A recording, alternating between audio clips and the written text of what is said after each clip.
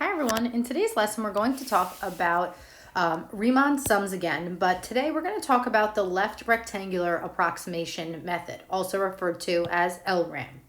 So just like we did yesterday, we're going to approximate the area under this curve, but this time we're going to approximate it from left to right, Lram. So what that means is we are going to ask you to find the area under the curve over a given interval. So again, we'll call that interval A to B. But this time we're going to be drawing our rectangles from the left side. So if we look here, from the left side of the graph, we go up and we draw our rectangle. Then our second rectangle will go up to the curve from the left side and go down. Then the third up to the graph and then over. And then the last one again up to the graph and then over. So if I wanted to estimate the area under the curve, I would simply add up the areas of all four of these rectangles. Another thing to notice here is that here we have an under approximation of what the area is because see, we're missing this piece, and this piece. So if we wanted to find the exact area over the interval from A to B, we would take the integration, that's what this symbol is, of the function which we could call here f of x. So what this means, again, is, we wrote it before, but this is the exact area under the curve from A to B. So exact area under the curve over the interval from A to B. And again, we will focus on finding this exact area under the curve in another lesson. For today, we're just going to approximate it using this Lram. So let's take a look at these next examples. So these are the same examples as yesterday, but this time I want to do the left Riemann sum. So let's draw the same picture. So we've got the function f of x to be 2 over x. So we're just going to draw the sketch one more time. So here we go. And the sketch from yesterday is like such. And I want to find or approximate the area under this curve for when x is 1 to 7. So I'm going to label 1 to 7 because this is the interval which I'm speaking about. And I want 3 subintervals. So same exact problem. 3 subintervals means that I want 3 rectangles. So first to find the width, just like we did yesterday, step 1 to find the width, we're going to take the b value. Remember the integral goes from a to b.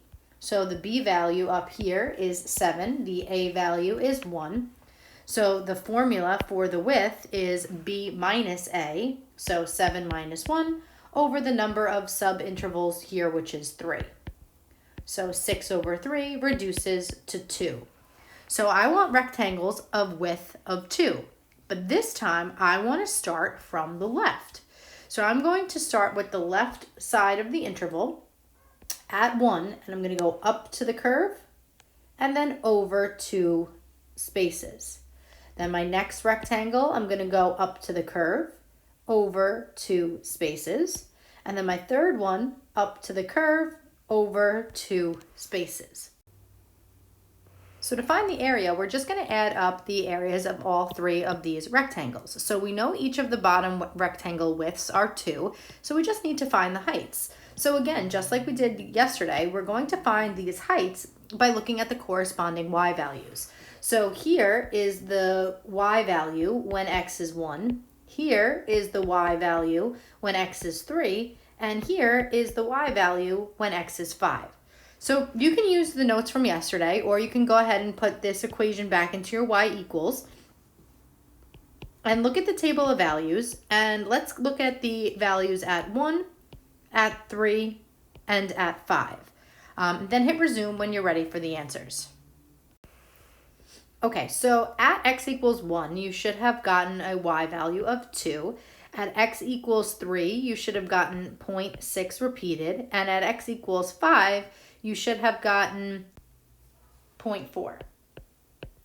So those will tell you your heights. So when x equals 1, your height will be the y value, which is 2.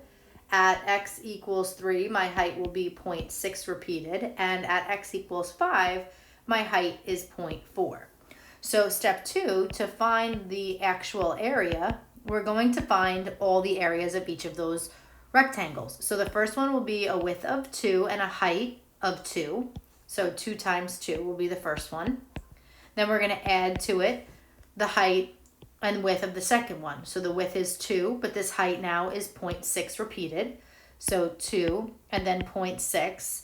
So let's do 4 decimal places. If you round it, you can make it 0.667. And then the third one, my width is 2 and my height is 0.4.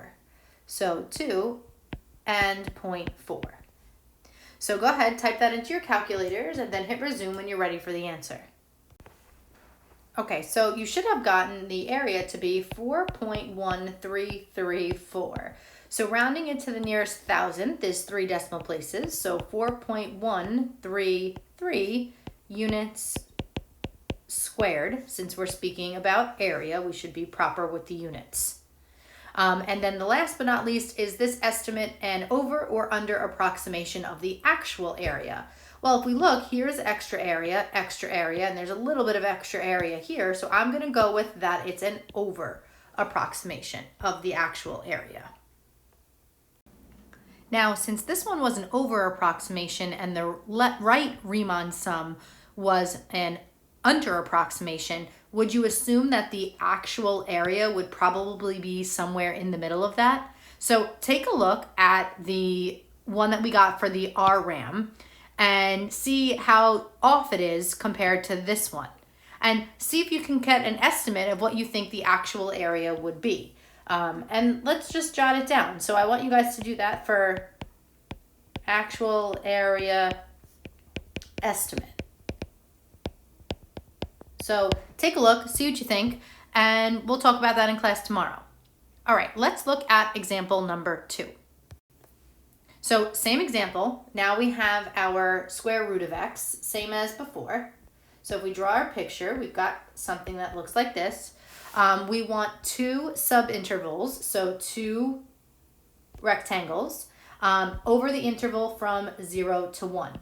So here's 0 and here's 1. So I'm just exaggerating the 1 so we have a little bit of a clearer picture. So the first thing we need to do is find the width of each of the rectangles. So the width is b minus a over n, where n is the number of rectangles, and a and b are the endpoints of the integral. So 1 minus 0 over 2 rectangles that I want, so 1/2. So the width would then bring this other one here to be 0.5. So now I have a width of 0.5 and a width of 0.5. So to calculate the actual area, so calculate the area. I said actual, but I really mean the estimated of the rectangles.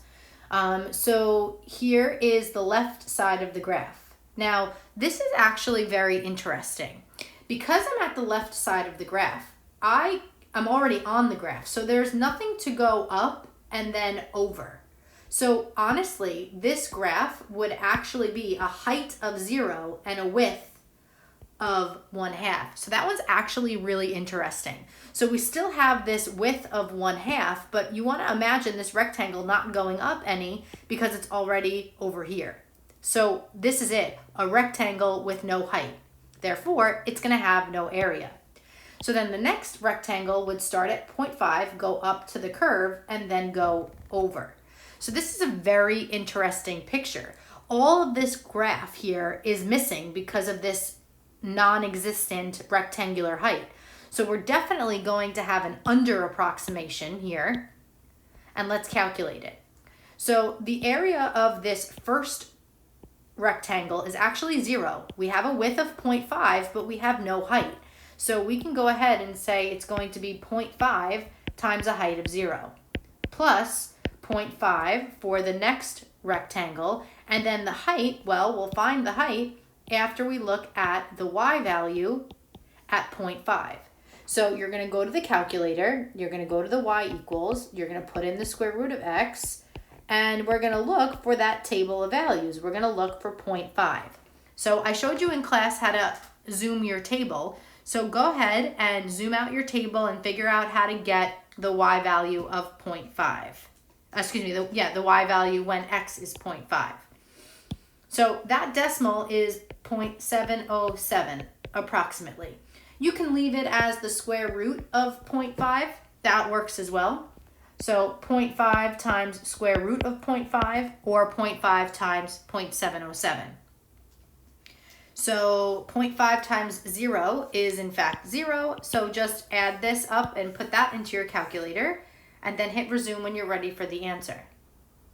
Okay, so I got 0.35355. And if I round it to the 3 decimal places, 354. So this, we probably should write units squared, is the area underneath the curve with an under approximation. So what I'd like you to do is estimate the actual area.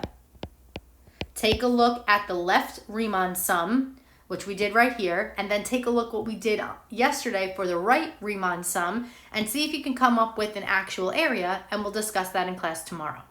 All right, that's it. Have a great night, everyone.